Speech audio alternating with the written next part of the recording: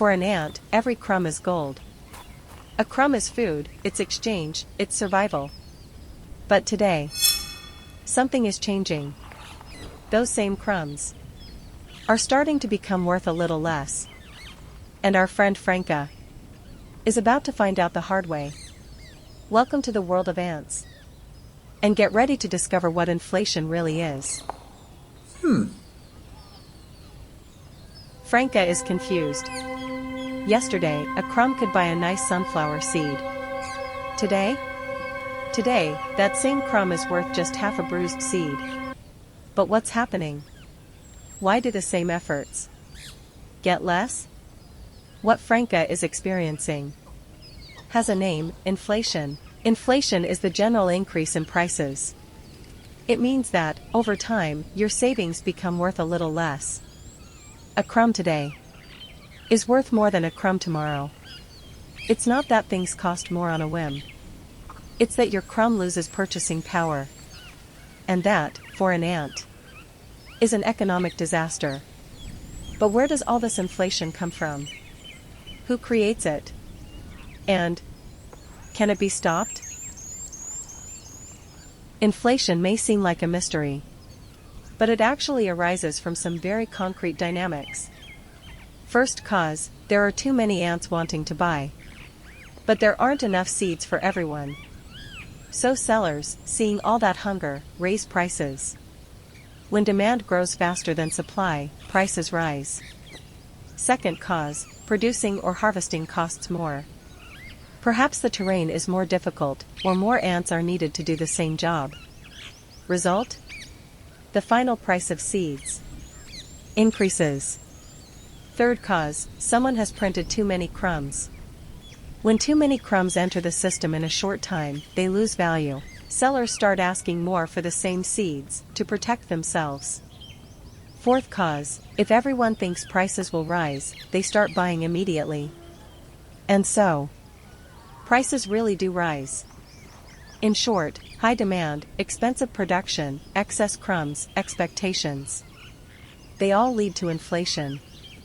And if all these things happen together, welcome to real inflation. When inflation hits an anthill, everything changes.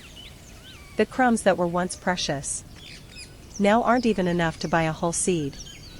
The ants can no longer save. Deposits are emptied, the value of accumulated reserves disappears day by day. Those with a few crumbs stop buying.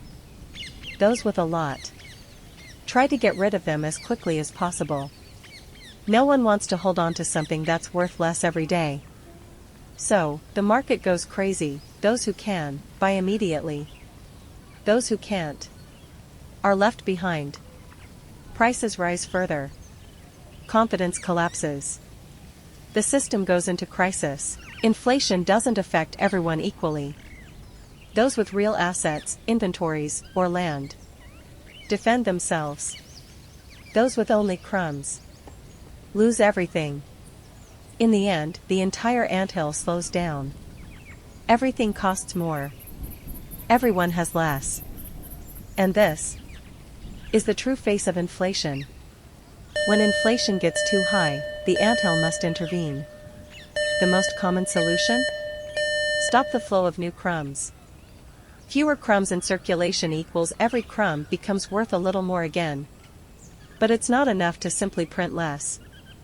We also need to slow down the rush to buy. How do you do it?